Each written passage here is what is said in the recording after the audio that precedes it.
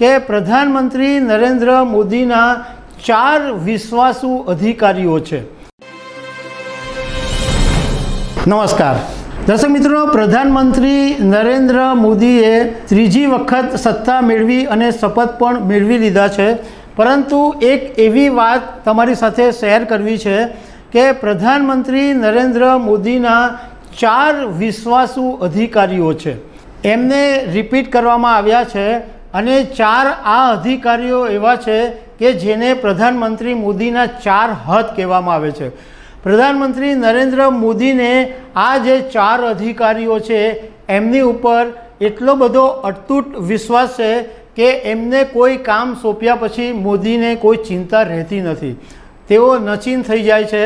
અને આ અધિકારીઓ પણ એટલા પાવરફુલ છે કે પ્રધાનમંત્રી નરેન્દ્ર મોદીએ કીધેલા કોઈ પ્રોજેક્ટ કે કોઈ કામ હોય એ ફટાફટ અને એકદમ પરફેક્ટલી પતાવવાની અંદર માહિર ગણાય છે।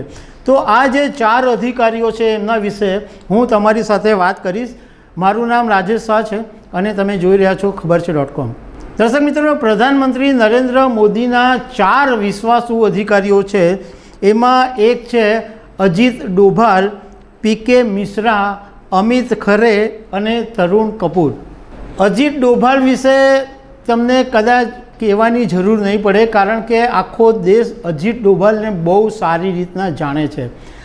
અજીત ડોભાલને ભારતના જેમ્સ બોન્ડ તરીકે ઓળખવામાં આવે છે અને જ્યારે હવે નવી સરકાર બની ત્યારે ફરી એક વખત નેશનલ સિક્યુરિટી એડવાઇઝર, જેને આપણે NSA તરીકે કહીએ છીએ, એ નેશનલ સિક્યુરિટી એડવાઇઝર તરીકે ફરી એકવાર અજીત ડોભાલની નિમણૂક કરવામાં આવી છે। અજીત ડોભાલ 1968ની બેચના IPS અધિકારી છે અને અજીત ડોભાલ માટે એવું કહેવાય છે કે તેઓ કૂટનીતિ અને કાઉન્ટર ટેરરિઝમના એક્સપર્ટ છે।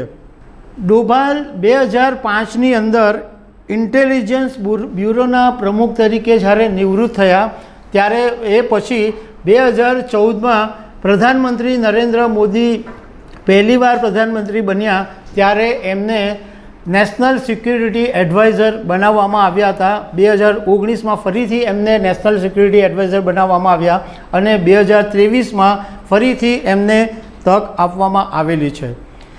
અજીત ડોભાલ ઘણા બધા એવા કામો કર્યા છે કે જે આપણે એમ થાય કે આ માણસ કેટલો ભેજાબાજ અને કેટલો ઇન્ટેલિજન્ટ હશે।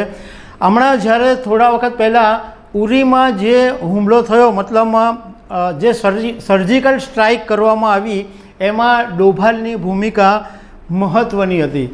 ડોભાલ માટે એવું કહેવામાં આવે છે કે દુશ્મનોના ઘરમાં જઈને કેવી રીતના મારવું એની અંદર ડોભાલ માસ્ટર માઇન્ડ છે।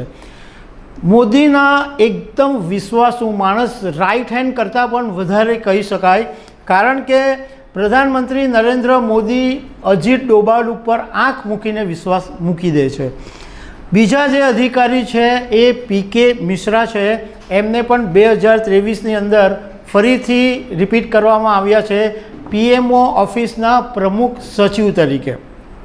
હવે આ જે પીકે મિશ્રા છે એ ગુજરાત કેડરના 1972ની બેચના IAS અધિકારી છે અને જ્યારે પ્રધાનમંત્રી નરેન્દ્ર મોદી ગુજરાતના મુખ્યમંત્રી હતા ત્યારે 2001થી 2004 સુધી પીકે મિશ્રા મુખ્ય સચિવ હતા ગુજરાતના, અને ત્યારે પણ PM મોદી એમની ઉપર ખાસ વિશ્વાસ મૂકતા હતા, એટલે 2019ની અંદર એમને કેન્દ્રમાં બોલાવી લેવામાં આવ્યા અને ફરીથી 2024ની અંદર પીકે મિશ્રાને પસંદ કરવામાં આવ્યા।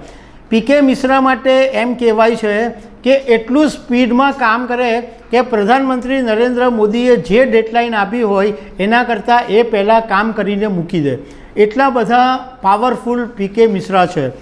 બીજા જે અમિત ખરે જે PMOના સલાહકાર બન્યા છે એ ઝારખંડ કેડરના 1985ની બેચના અધિકારી છે અને અમિત ખરે સૂચના અને પ્રસારણ મંત્રાલયમાં સચિવ તરીકે કામ કરી ચૂક્યા છે અને એકદમ પાવરફુલ અધિકારી તરીકે એમનું પણ નામ છે. અમિત ખરેની તમને એક બીજી રીતના ઓળખ આપું તો જ્યારે ઘાસચારા કૌભાંડ બહાર આવ્યું અને લાલુ પ્રસાદ યાદવને જે જેલ ભેગા કરવામાં આવ્યા, 940 કરોડનું કૌભાંડ બહાર લાવનાર અમિત ખરે હતા અને આ અમિત ખરેને કારણે લાલુ પ્રસાદ યાદવ જેલ ભેગા થયા હતા. બીજા જે તરુણ કપૂર છે એ હિમાચલ પ્રદેશના 1987ની બેચના આઈએએસ અધિકારી છે અને તરુણ કપૂર પેટ્રોલિયમ વિભાગમાં સચિવ રહી ચૂક્યા છે. તરુણ કપૂર પણ પાવરફુલ અધિકારી છે. એટલે મોદીનું જે કામ છે એ આ 4 અધિકારીઓને લીધે ઘણું બધું સરળ થઈ જાય છે. કારણ કે મેં તમને પહેલાં કીધું તેમ કે આ મોદીના 4 હાથ છે. તો દર્શક મિત્રો, આવી અનેક વાતો સાથે અમે તમને મળતા રહીશું. Thank you very much.